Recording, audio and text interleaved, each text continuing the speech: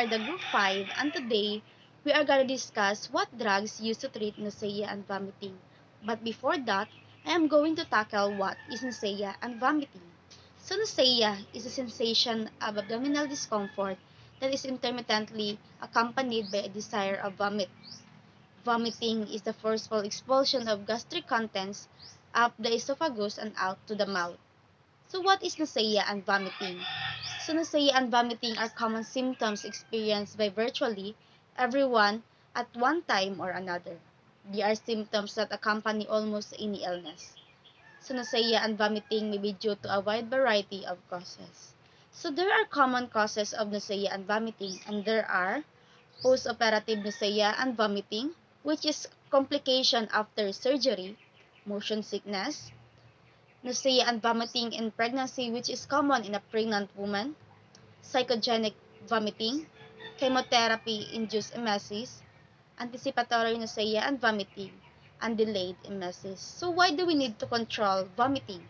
So control of vomiting is important, not only to relieve the obvious distress-associated vomiting, but also to prevent aspiration of gastric contents into the lungs, which is dehydration and electrolyte imbalance.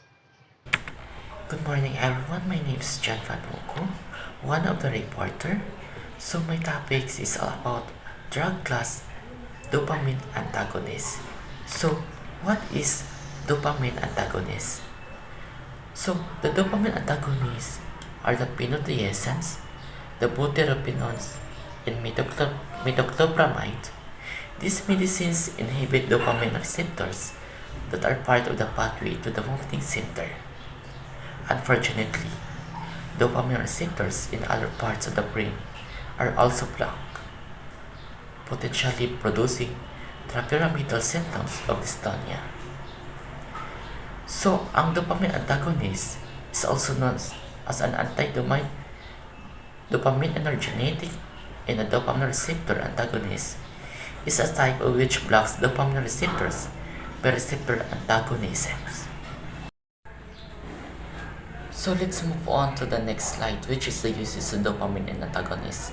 So the uses of dopamine antagonists. So first is the phenothiazines. So the uses of phenothiazines are primarily used as antiemetics for the treatment of mild to moderate nausea and vomiting associated with an anesthesia and surgery, radiation therapy, and cancer chemotherapy. In addition, used to treat serious mental and emotional disorder. So next is the uses of butyropenones. So the uses of butyropenones are also used as antiemetics in surgery and cancer chemotherapy. These agents tend to cause less hypotension than the phenothiazines, but they produce more sedation. So last is the uses metoclopramide. So the uses of metoclopramide is an antagonist of both dopamine and serotonin receptors. In addition to acting on receptors in the brain, it also acts on similar receptors in the GI tract, thus making it particularly useful in treating nausea and vomiting associated with the GI cancers, gastritis, peptic ulcer, digestion sickness, and last is migraine. So the therapeutic outcomes, the primary therapeutic outcomes expect for the dopamine antagonist antiemetics is relief of nausea and vomiting. So now let's proceed to the next, which is the drug class serotonin antagonist. Serotonin antagonists, a new group of compounds known as the serotonin receptor antagonists, have made major inroads in the treatment of emesis associated with the cancer chemotherapy, radiation therapy, and postoperative nausea and vomiting over the past few years. So, ang serotonin receptor antagonists are a class of medication known as the antiemetics available by prescription only for the treatment of nausea and vomiting, particularly cases related to chemotherapy and radiation therapy and postoperative treatment. The uses of serotonin antagonists. This study of ondansetron and metoclopramide demonstrate that ondansetron is more effective than metoclopramide in control of high-dose cisplatin-induced nausea and vomiting. In addition, serotonin receptor antagonists are a class of medications known as Antiemetics available by prescriptions only for the treatment of nausea and vomiting, particularly cases related to chemotherapy. So the therapeutic outcomes, the primary therapeutic outcome expected from the serotonin antagonist, antiemetics, relief of nausea and vomiting. So the medicines that treatment nausea and vomiting are called antiemetics because antiemetics is a drug that is effective against vomiting and nausea. Antiemetics also are typically used to treat motion sickness, inside opioid analgesics, and chemotherapy direct against cancer. So we were going to class of anticholinergic agents. So the action of this drug classification is motion sickness is thought to be used by excess of acetylcholine at the chemoreceptor trigger zone and the vomiting center by cholinergic nerves receiving impulses from vestibular network of the inner ear. So the anticholinergic agents are used to counterbalance the excessive amount of the acetylcholine present.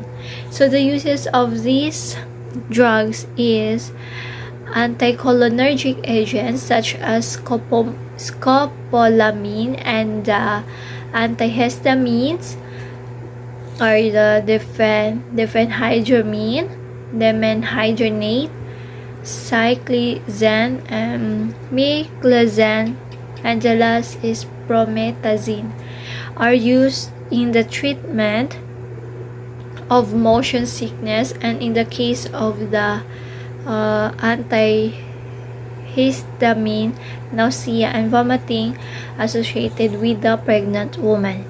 So the nursing process of antiemetic therapy and the pre-medication assessment, we have three. The first is collect data regarding MSS such as type, amount, and frequency on a continuum. 2 is assess the data relative to the underlying cause of nausea and vomiting. Example for the pregnancy woman, post-surgical state, chemotherapy, radiation, and bowel obstruction. So the last is obtain baseline data about the patient's degree of alertness before initiation of therapy because the medication tend to produce some degree of the sedation. So next we're going to drug class of corticosteroids. The action of this drug is several studies have shown that the dexamethasone and prednisolone can be effective antiemetics either as agents or in combination with other antiemetics. Uses of this drug as a particular advantages of the steroids apart from their efficacy is the relative lack of side effects because only a few doses are administered. The usual complications associated with long-term therapy do not arise. So the therapeutic of the outcomes, the primary therapeutic outcome expected as antiemetics is a relief of nausea and vomiting. So next is drug class are benzodiazepines.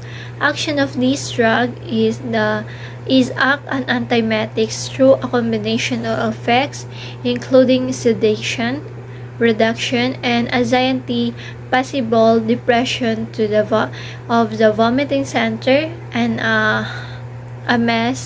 amnesic effect. So the uses of this benzodiazepine are the benzodiazepines, diazepam, lorazepam, midazolam are effective in reducing not only the frequency of nausea and vomiting but also the anxiety often associated with the chemotherapy.